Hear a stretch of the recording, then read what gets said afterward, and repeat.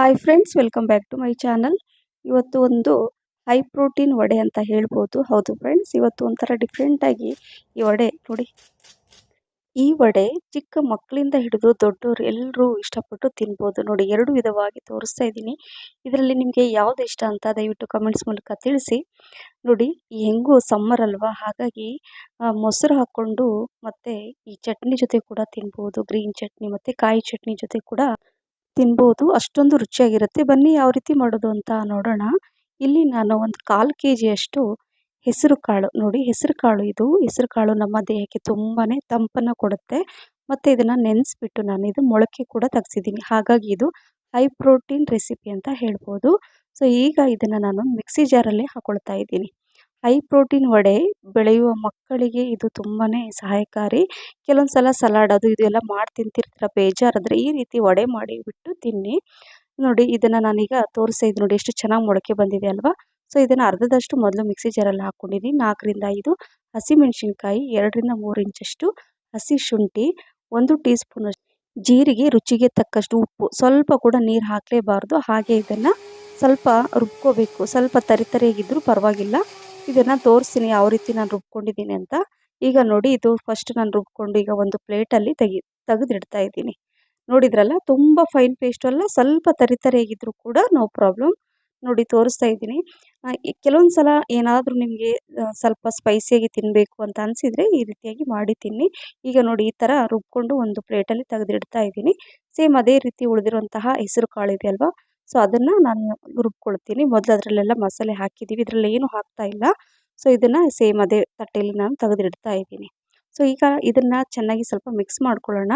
ನೋಡಿ, ಇದು ಫ್ರೆಶ್ ಕರಿಬೇವು ಸೊಪ್ಪು ನಮ್ಮ ಚರ್ಮಕ್ಕೆ, ಕೂದಲಿಗೆ, ಕಣ್ಣಿನ ದೃಷ್ಟಿಗೆ ತುಂಬಾ ಒಳ್ಳೆಯದು. ಶುಗರು ಕೂಡ ಕಂಟ್ರೋಲಿಗೆ ಬರುತ್ತೆ ಅಂತ ಹೇಳ್ತಾರೆ. ತುಂಬಾ ಆರೋಗ್ಯಕರವಾದ ಈ ಕರಿಬೇವು ಸೊಪ್ಪು. ಹಾಗಾಗಿ ಸ್ವಲ್ಪ ಸಣ್ಣಗೆ ಈ ಥರ ಕಟ್ ಮಾಡಿ ಕೈಯಿಂದನೇ ಇದರಲ್ಲಿ ಹಾಕ್ಕೊಳ್ತಾ ಇದ್ದೀನಿ. 1/4 ಟೀ ಸ್ಪೂನಷ್ಟು ಅಜ್ವಾಯಿನ್ ಅಥವಾ ಓಂ ಕಾಳು, ಅದನ್ನು ಕೂಡ ಡೈಜೆಷನ್ಗೆ ಹೆಲ್ಪ್ ಮಾಡುತ್ತೆ. ಇದು ಕಾಳುಗಳೆಲ್ಲ ಇದ್ದಾಗ ಸ್ವಲ್ಪ ಕೆಲವರು ಡೈಜೆಷನ್ ಆಗಲ್ಲ ಅಂತಾರಲ್ವ. ಸೊ ಈ ಕಾಳು ಅಂದರೆ ಓಂ ಕಾಳು ಅಥವಾ ಅಜ್ವಾಯಿನ್ ಹಾಕಿದ್ರೆ ಸ್ವಲ್ಪ ಡೈಜೆಷನ್ಗೆ ಹೆಲ್ಪ್ ಆಗುತ್ತೆ. ಸ್ವಲ್ಪ ರುಚಿಗೆ ತಕ್ಕಷ್ಟು ಉಪ್ಪು, ಮೊದಲು ಕೂಡ ನಾನು ರುಬ್ಬುವಾಗ ಸ್ವಲ್ಪ ಹಾಕಿದ್ದೆ, ಇನ್ನು ಸ್ವಲ್ಪ ಹಾಕ್ಕೊಂಡಿದ್ದೀನಿ. ಇಲ್ಲಿ ಒಂದು ಕಡಾಯಿಯಲ್ಲಿ ನಾನು ಅಂದರೆ ಫ್ರೈ ಮಾಡಲಿಕ್ಕೆ ಎಷ್ಟು ಬೇಕೋ ಅಷ್ಟು ಎಣ್ಣೆನ ಹಾಕ್ಕೊಂಡಿದ್ದೀನಿ. ಎಣ್ಣೆ ಸ್ವಲ್ಪ ಬಿಸಿ ಆಗೋದ್ರೊಳಗೆ ಇಲ್ಲಿ ಎಲ್ಲ ಸ್ವಲ್ಪ ಚೆನ್ನಾಗಿ ಅದು ಮಿಕ್ಸ್ ಮಾಡ್ಕೊಳ್ಳೋಣ.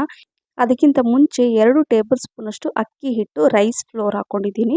ಒಂದು 10 ಒಣ ದ್ರಾಕ್ಷಿ, 1 ಚಿಟಿಕೆ ಕುಕ್ಕಿಂಗ್ ಸೋಡಾ ಅಥವಾ ಅಡುಗೆ ಸೋಡಾನ ಹಾಕ್ಕೊಂಡು ಮಿಕ್ಸ್ ಮಾಡ್ಕೋಬೇಕು.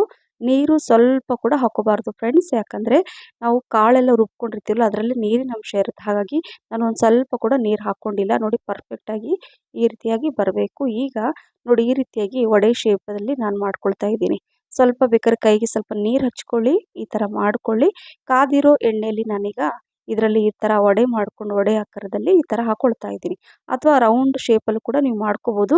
ನಿಮಗೆ ಯಾವ ರೀತಿ ಬರುತ್ತೋ ಆ ರೀತಿಯಾಗಿ ಮಾಡ್ಕೊಳ್ಳಿ. ರುಚಿ ಮಾತ್ರ ಅದೇ ಇರುತ್ತೆ, ಬಟ್ ನೋಡಲಿಕ್ಕೆ ಸ್ವಲ್ಪ ಡಿಫ್ರೆಂಟ್ ಆಗಿರುತ್ತೆ, ಚೆನ್ನಾಗಿ ಕಾಣಿಸುತ್ತೆ ಅಂತ ಅಷ್ಟೇ.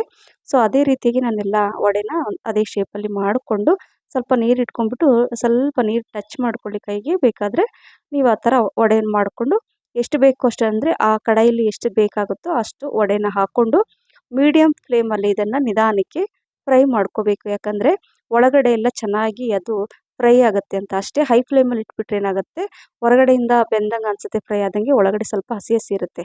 ನೋಡಿ, ಈ ರೀತಿಯಾಗಿ ಗೋಲ್ಡನ್ ಕಲರ್ ಬರಬೇಕು. ಪರ್ಫೆಕ್ಟಾಗಿ ಇದು ಫ್ರೈ ಆಗಿದೆ. ಸೇಮ್ ಅದೇ ರೀತಿ ಎಲ್ಲವೂ ಫ್ರೈ ಮಾಡಿ ನಾನು ಈಗ ಒಂದು ಪ್ಲೇಟಲ್ಲಿ ನಾನು ತೆಗೆದಿಡ್ತಾ ಇದ್ದೀನಿ. ಸೊ ನೋಡಿದ್ರಲ್ಲ, ಅದೇ ರೀತಿಯಾಗಿ ಉಳಿದಿರೋದನ್ನೆಲ್ಲ ನಾನು ಫ್ರೈ ಮಾಡಿಕೊಂಡು ಸೇಮ್ ಅದೇ ರೀತಿಯಾಗಿ ಮಾಡಿ ಈಗ ನಾನು ಎಲ್ಲ ತೆಗೆದು ಇಟ್ಕೊಳ್ತಾ ಇದ್ದೀನಿ. ಫ್ರೆಂಡ್ಸ್, ಕೆಲವೊಂದು ಸಲ ಟೀ ಟೈಮ್ ಸ್ನ್ಯಾಕ್ಸ್ ಅಥವಾ ಕೆಲವರು ಯಾರಾದರೂ ಮನೆಗೆ ಗೆಸ್ಟ್ ಬಂದರೆ ಸ್ವಲ್ಪ ಏನಾದರೂ ಡಿಫ್ರೆಂಟಾಗಿ ಮಾಡೋಣ ಅಂತ ಅನಿಸಿದರೆ ಈ ರೀತಿಯಾಗಿ ಹೆಲ್ದಿಯಾಗಿ ಒಂದು ರೆಸಿಪಿನ ಮಾಡಿಕೊಡಿ, ಎಲ್ಲರೂ ಇಷ್ಟಪಟ್ಟು ತಿಂತಾರೆ. ಈ ನೋಡಿ, ಎಲ್ಲ ಫ್ರೈ ಮಾಡಿ ಇಟ್ಕೊಂಡಿದ್ದೀನಿ, ತೋರಿಸ್ತೀನಿ. ನೋಡಿ ಎಷ್ಟು ಚೆನ್ನಾಗಿ ಬಂದಿದೆ, ಎಷ್ಟು ಕ್ರಿಸ್ಪಿ ಇದೆ ಅಂದರೆ ನೋಡಿ ಅಲ್ವಾ, ತುಂಬಾ ಕ್ರಿಸ್ಪಿಯಾಗಿದೆ, ಅಷ್ಟೇ ಸಾಫ್ಟಾಗಿದೆ ಒಳಗಡೆ. ರುಚಿ ಮಾತ್ರ ಹೇಳೋಕ್ಕೆ ಆಗಲ್ಲ, ಅಷ್ಟೊಂದು ಇರುತ್ತೆ. ನೀವು ತಿಂದ ಮೇಲೆ ಇದ್ರ ರುಚಿ ಗೊತ್ತಾಗುತ್ತೆ. ಹೆಸರು ಕಾಳಂತೂ ಆರೋಗ್ಯಕ್ಕೆ ತುಂಬಾ ಒಳ್ಳೆಯದು ಅಲ್ವಾ. ಸೊ ನೋಡಿ, ಎಲ್ಲ ನಾನು ಫ್ರೈ ಮಾಡಿ ಈಗ ಇಟ್ಕೊಂಡಿದ್ದೀನಿ. ಇದನ್ನು ಈಗ ಏನು ಮಾಡ್ತಾಯಿದ್ದೀನಿ ಅಂತ ತೋರಿಸ್ತೀನಿ ನೋಡಿ. ಇದನ್ನು ಹಾಗೆ ಕೂಡ ತಿನ್ಬೋದು ಟೀ ಕಾಫಿ ಜೊತೆ, ಅಥವಾ ಕೆಲವೊಂದು ಸಲ ಈಗ ಏನಾದರೂ ಚಿಲ್ಡಾಗಿ ಸ್ವಲ್ಪ ಡಿಫ್ರೆಂಟಾಗಿ ಏನು ತಿನ್ಬೇಕು ಅನ್ಸಿದ್ರೆ ನಿಮ್ಗೆ 2 ರೀತಿಯಾಗಿ ತೋರಿಸ್ತೀನಿ. ಕೆಲವರು ಈ ರೀತಿ ಇಷ್ಟಪಡ್ತಾರೆ. ಅವ್ರು ಈ ರೀತಿಯಾಗಿ ನೀವು ಗ್ರೀನ್ ಚಟ್ನಿ ಜೊತೆ ಮತ್ತು ತೆಂಗಿನಕಾಯಿ ಚಟ್ನಿ ಜೊತೆ ತಿನ್ನಿ, ತುಂಬ ಚೆನ್ನಾಗಿರುತ್ತೆ. ಟೀ, ಕಾಫಿ ಜೊತೆ ಪರ್ಫೆಕ್ಟ್ ರೆಸಿಪಿ.